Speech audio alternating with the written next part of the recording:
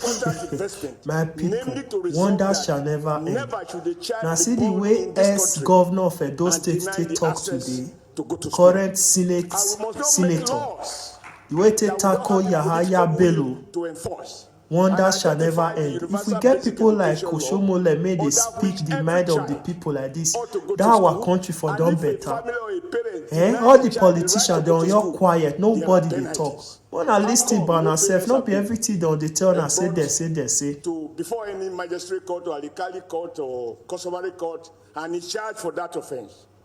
And I said, as a former governor, I was a member of the National Economic Council, where state governors, some state governors, I must emphasize some, argue that they do not have the resources to pay 50% subsidy in order to ensure that the children of the poor go to school, even where those governors are sending their own children abroad. And one thing we shouldn't do, sir, is that when we talk and you don't mention name, everybody becomes a suspect. If you are afraid, given the fact that you are very vocal, you are independent, you cannot be dismissed, you cannot be promoted or demoted. If you are afraid to mention the name of a governor, a former governor, who breached the law, and a city governor who used immunity to cover a governor that lost immunity, where will the courage come from? This sophistry of saying we can name the child of a poor man who's still a goat, but we are afraid to mention the name of a big man who breached the law. That, for me, is at the root of our problem. Number two, Bishop Cooker, I also think that religion has been added to our burden of problems. When people preach that if you believe in our Lord Jesus Christ, he will deliver you from poverty, that's a lie. We know it. And I see them every day. And I think Father made the point that people are setting up business centers. And they cover themselves by saying they are pastors. And in every donation that is being made in church, when a big man dies, that is where Reverend Fathers and pastors, we identify these people to remind us that the church has not been completed. And all those who are to donate are invariably public officers. From their salaries, everybody is contributing to the confusion that we find ourselves in. And I was worried by one word you used at the beginning. Nobody spoke on it. And I think you were trying to be internationally correct. You mustn't try to be.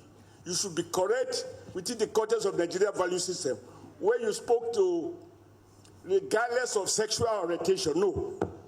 That is fashionable in the West. In Nigeria, sexual orientation matters. A man should not sleep with a man. And a woman should not sleep with a woman. If they do, it must not be acknowledged by the Nigerian state. We must discourage the young wife, because if you begin to use that regardless, it matters. I will not. I'm sorry for any people, those who have subscribed to Western values. I would employ any man or a woman, or support, or vote for, or vote because of his sexual orientation. I need to know it. So that there are core values to Nigeria that we must defend. Number two, when people talk about this restructuring, local government elections and so on, unfortunately, truth be told, there is no local government election. There is no local government that is elected. You can speak to the formality where results are written, or where blatantly no pretext was made, and therefore people are just put into office. You don't need law to enforce this. When I was chairman of APC, I told President Buhari, invite all the governors and invite the National Association of local government, and ask the governors what are they doing with the allocation that is given to them. Gentlemen, the law can never capture everything. What we need to reform is not the Constitution. What we need to reform is our value system. Our commitment to strong ethics, that this is not fair. If you ask me, my background is to be suspicious about laws because they represent the thinking of the aggregate views of the ruling elite. They do not necessarily translate to fairness and justice. And I see contradiction from your explanations. You refer to a Supreme Court or judicial system that declares somebody officially elected because of internationalization of the party, and some other people who also went through the same system and they were free. If court that operates like that, I also give it the responsibility to appoint INEC. Will the bias that we see in their pronouncement, will they be free from not negotiating at night before they break, and then they appoint somebody? At the heart of our problem, if you ask me, sir, I have been an observer, I've been a player, and I'm seeing the system, is the issue of corruption. How to send money from Europe to Nigeria online. Try Profi. Check out the beneficial currency exchange. Whether whoever appoints, I never knew until Mr. Trump became president of the US. I didn't know that a US president can hire and fire the chief of CIA or the FBI because of the way in which a CIA man was reported to have tapped and listened to conversation of US president. And he knows that he can be fired. So it is not about the law. It's about a society where people seek to defend privileges, defend their jobs, even without knowing the purpose. If you are not ready to die for something, you will die for nothing.